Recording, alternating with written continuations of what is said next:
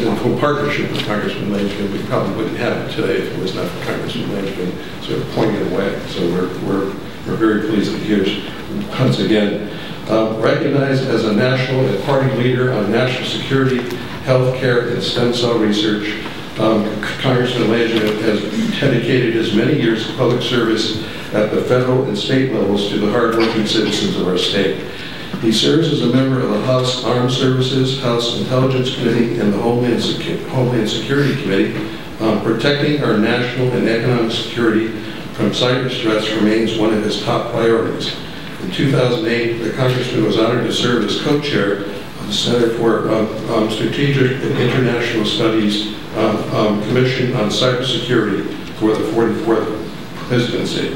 Congressman Langevin believes strongly that good intelligence is the nation's first line of defense against terrorism and other national security threats. Please join me in welcoming a very good friend to URI, the Honorable James Langevin.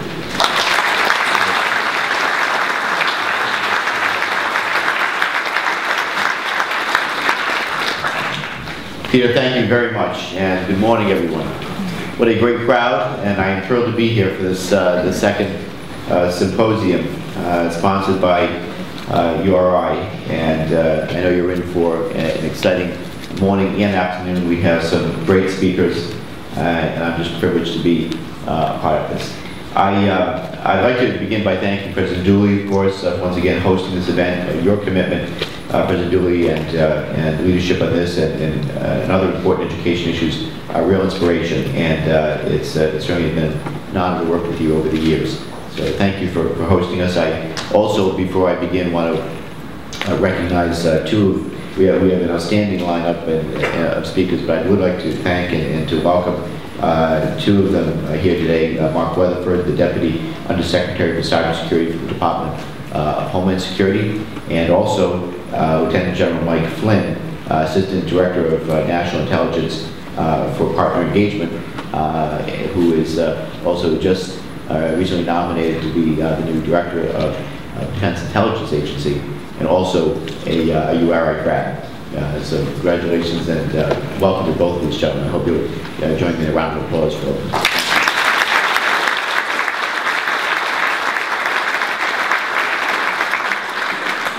I also would like to, along with President Dooley, congratulate URI and the URI team, including Dr. Peter Alfonso and Dr. Vic Faywolf and Lisa DePippo, on the exciting news that President Dooley spoke about just earlier, as URI being designated as an NSA DHS Center of Excellence in Intelligence Assurance Education. This recognition truly establishes URI's well-earned status as one of the nation's leading educational institutions, sponsoring what is becoming our nation's most serious national security challenge. And I am certainly confident that URI will use this designation to strengthen protections for Americans against cyber threats, and at the same time, great jobs in our state. So to all of your hard work, to Vic Faywolf and Lisa DePippo and Peter and the entire team, everything that you did to obtain that designation, it was effort well spent, and I know it's going to serve both the university and the state and the country in a major way going forward. Thank you for your great work, and congratulations.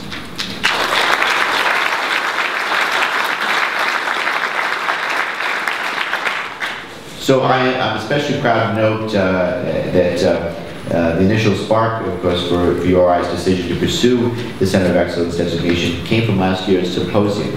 And I know that many more great ideas will be sparked at today's event, especially with so many distinguished panelists and speakers here today. I'd like to thank all of you for your participation in this event and welcome many of you to the Ocean State. I hope you enjoy your time on campus. For those of you who may be here from out of town, if we get a chance to see the state while you're here a bit, maybe do some shopping, spend a little money. Take home nice cars, maybe, nice car. But a lot to see and a great place to be today. Last but not least, thanks to, again, for all of you taking time to be here at this important, be a part of this important step for Rhode Island cybersecurity workforce pipeline and more importantly, our nation's national security. I feel a great sense of optimism when I see so many attendees from across the federal government, the state level, state agencies, academia, and private industry. And ladies and gentlemen, I guess you could say it's almost a cliche now to say that our way of life, our economy, and even our national security are critically reliant on the internet. And we can all point to different aspects of how we use the internet on a daily basis. Look no further though than the morning newspaper or the latest blog post, and you'll see that new threats are appearing in cyberspace every day. Individuals are having their bank accounts hacked and credit cards and social security numbers compromised at an all too frequent pace. Intellectual property theft is weakening our economic competitiveness. Military readiness and qualitative edge are being degraded. And vulnerabilities in our critical infrastructure are creating the all too real possibility of catastrophic being done to our country. Our reliance on cyberspace has led to, of course, those exciting innovations, increased efficiencies, and countless new ways to network and collaborate. But it also presents challenges that will truly redefine our national security priorities as we struggle to protect our critical data and infrastructure while working to leverage these new capabilities to our national advantage. But still, our country's most important resource in cyberspace, of course, will be the people that operate it and ultimately who will defend it.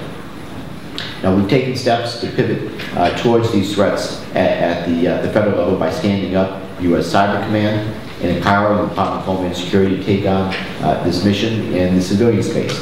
In fiscal year 2010 National Defense Authorization Act, I asked the Department of Homeland Security to examine its cyber workforce across the department. The resulting report indicated a massive undertaking as the military becomes more and more reliant on network systems to defend our nation. This reliance is driving a short-term race to fully staff new missions and a long-term requirement to establish a strong pipeline for cyber talent. In response to this report last October, I commissioned a cyber workforce workshop at the Department of Defense held at the National Defense University. I wanted to explore basically 4 areas: the size and growth of the cyber workforce, state and local cyber workforce issues, K-12 college and STEM education, and credentialing for the cyber workforce. Rhode Island was well represented, of course, with General Paul Ayers, Teresa Murray, and Vic Fable on hand to talk about the exciting cyber security partnerships already underway in Rhode Island. I really a lot of exciting things to share there, and we benefited from their expertise. This workshop stressed not only that the cybersecurity workforce must be significantly expanded. I hope that's not a cyber thing going on. But in any event, this workshop stressed not only the cybersecurity workforce must be significantly expanded, but that it has to grow both qualitatively and quantitatively. So I believe that we have to define cyber careers that will build a framework for both government and industry positions. Of course, the reality of constrained funding limits policy options at both the federal and the state levels. The workshop, therefore, spent significant time exploring how to build partnerships in order to better leverage our resources and find new and unique ways to fill the gaps in the workforce that exists today. Now, in Rhode Island, we're bringing together our National Guard forces, emergency management agency, universities, and businesses to leverage the talent of existing cyber professionals across a variety of needs. This initiative is designed to determine what role local and federal governments can play in protecting state, local, and even private assets. It will also provide an opportunity for those coming into or re-entering the workforce to have a wide range of employment opportunities in the cyber career fields. Now, this partnership builds on our state's nationally recognized programs like the Digital Forensics Lab and the Rhode Island Cyber Disruption Team, which acts preemptively to combat potentially devastating cyber threats to vital sectors ranging from the power grid to vital water systems and healthcare facilities. Their charge, the Cyber Disruption Team, is basically to identify, the critical cyber assets that we have in our state, or those entities that we depend on cyber to operate, identify them, look to see what we can do to harden those assets ahead of time, but also to figure out mitigation plans so that if there is ever a major cyber attack and these operations are shut down, how do we quickly recover? So I know that we're going to hear more about this partnership later in today's program, but I'm excited to highlight that this group will also oversee education initiatives to raise awareness about cybersecurity challenges and to assist in providing the law enforcement infrastructure, the law enforcement instruction and technical training needed to develop a workforce capable of meeting these challenges. Now, based on both the DoD workshop and our work here in Rhode Island, I turned to my colleague, Dan Langevin, a Republican from California, and asked that he add certain provisions that, as he was of our work, add certain provisions to drafting the Precise Act that he was sponsoring in the Congress. As some of you know, this bipartisan bill would have made important progress towards securing our critical infrastructure through the creation of minimum standards for those who own and operate it, and by strengthening the abilities of the Department of Homeland Security in the cyber domain. Mr. Langevin agreed to add language they advocated for that would establish a pilot program for grassroots cyber efforts like those in Rhode Island, and would have created a federal program to help existing groups better coordinate online training and best practices. Unfortunately, though, despite the bill having strong bipartisan support, it wasn't debated last week during the House of Representatives so-called Cyber Week, where multiple bills were brought to the floor that dealt with cybersecurity. But we're going to continue at it, and hopefully that bill will come back up. But and so, to my great frustration, the need to completely address and comprehensively address the vulnerabilities in our critical infrastructure remains what I believe is really unaddressed, as does the need to assist those grassroots cyber efforts. However, there are important pieces of legislation that the House did consider and pass, and I'd like to highlight just a couple of those here this morning. One of the bills is the Cyber Intelligence Sharing and Protection Act, or CISPA, maybe the most important of the bills that we did pass. Under current law, the government, as I'm sure many of you know, can't share classified cyber threat information with the private sector, and businesses can't share similar information with the government, an obstacle uniformly pointed to by experts as hampering our cybersecurity. CISPA, in this case, creates a voluntary information sharing network with rigorous privacy requirements in place that will provide private sector and many critical infrastructure entities with classified threat information to allow them to better secure their networks. It will also permit those entities to provide limited threat information back to the federal government, helping to provide situational awareness, or radar, if you will, so that we desperately need to better understand the nature of the increasingly sophisticated threats arrayed against U.S. interest in cyberspace. I was certainly proud to push for strengthening the privacy standards to protect citizens as the bill moved forward, and the version that passed the House included strict limitations on what information can be given to the government, along with the requirement for Inspector General's report that what information was in fact shared and how it was used, among other protections. The bill also has a sunset provision within 5 years, and will make adjustments as necessary as we go forward and we see how the bill, if it becomes law, how it's implemented.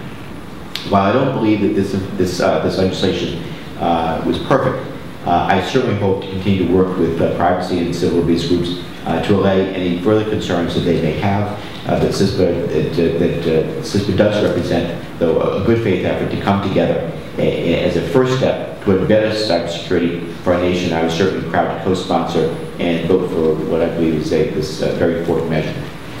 I have to say, though, I am a bit disappointed, and we're more than disappointed that the House leadership has not moved more aggressively and more broadly or in a bipartisan way to address our nation's cybersecurity challenges, and really certainly much more work remains to be done.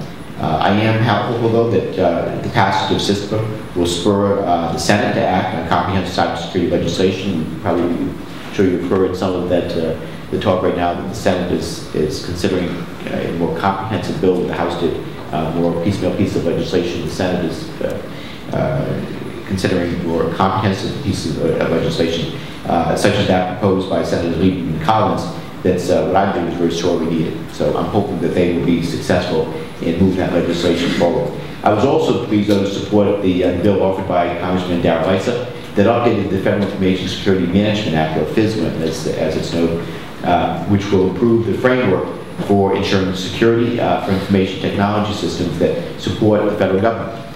This is an excellent start, And last Congress, I actually authored similar legislation to Mr. Issa's that passed the House before, unfortunately, dying in the Senate. But in order for the government to have a well-coordinated response to cyber threats across federal agencies, I believe our legislative efforts have to include providing the Executive Office of the President a central coordinating role over cyber initiatives that include both privacy, both policy and budgetary authority. Right now, I think that the problem is we're not well coordinated enough, and I think you need someone at the level of a director's position within the Executive Office of the President, similar to what we have with the cyber coordinator, Howard Schmidt, who's at the White House right now, but is a great job that I think Howard is doing. I think he really lacks the policy and budgetary authority that he needs to effectively coordinate at the federal level. Such an office, I believe, is consistent with multiple policy recommendations made by the Obama administration's 60-day policy, cyberspace policy review, public and private sector working groups such as the CSIS Commission on Cybersecurity for the 45th Presidency, and Government Accountability Office to remedy cybersecurity deficiencies throughout the federal government. It would also give the Congress much needed oversight of cyber in the federal government. Mr. Issa and others on the relevant committees have pledged to work with me to address this need, and I'm certainly looking forward to working with them in the months ahead to actually see that that is in fact implemented. Finally, and perhaps more relevantly, I was certainly glad to support the Cybersecurity Enhancement Act with my colleague and fellow co-chair of the bipartisan Congressional Cybersecurity Caucus, Congressman Mike McCall from Texas. This bill will strengthen coordination and cooperation among the various cyber research and development efforts across the federal government. I'm also pleased to highlight that this bill enhances programs that increase the size and skills of our nation's cybersecurity workforce. While these three bills represent only the barest of beginnings compared to what really needs to be done, they certainly are nonetheless an important reminder of how far the debate on cybersecurity has come. 5 years ago, I and many of you in this room seemed to be out talking in the wilderness as we tried to raise awareness about an issue that most had probably never even heard about. Now, cybersecurity and the cyber debate are part of our daily policy conversations, and it's universally identified by our country's top national security officials as one of the biggest threats to our country's security. The discussion is not about if we have to act now, but it's about how. We've made progress in protecting our nation in cyberspace, but obviously we have to continue to build on the success. I know that I'm optimistic that with the talent that we're developing through our higher education system in high-tech industry across government, and particularly within the military community, I know that we stand ready to meet the challenges that we face ahead. And as we continue to work to look for ways to strengthen our nation's security, this area offers also a tremendous opportunity to create sustainable job growth opportunities as we move forward. As we continue these efforts, I believe that we have to ensure that we reach the next generation. Our education system needs to inspire younger students and capture their talent and their creativity. Strengthening the pipeline for cyber jobs will require engaging not only our nation's schools, but also our businesses, universities, and other investment partners in a common goal. I believe that we have to work to incorporate the perspectives of public and private partnerships and entities to build a competitive cyber workforce that meets the needs of our national security.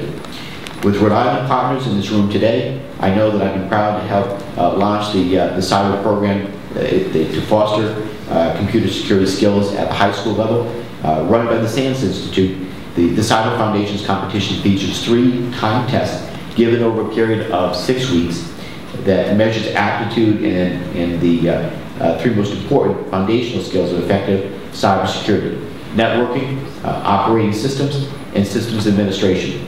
We want to show the next generation that an interest in computers isn't just a hobby, but that can also become a career opportunity.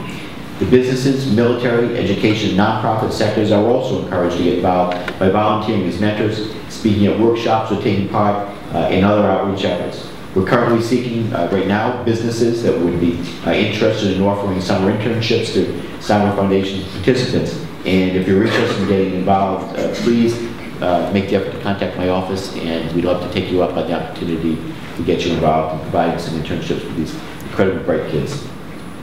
So with that, let me just say that I'm proud that Rhode Island is taking the lead in the critical area of our security, and that also happens to represent a rapidly growing industry that will provide sustainable job creation in our state.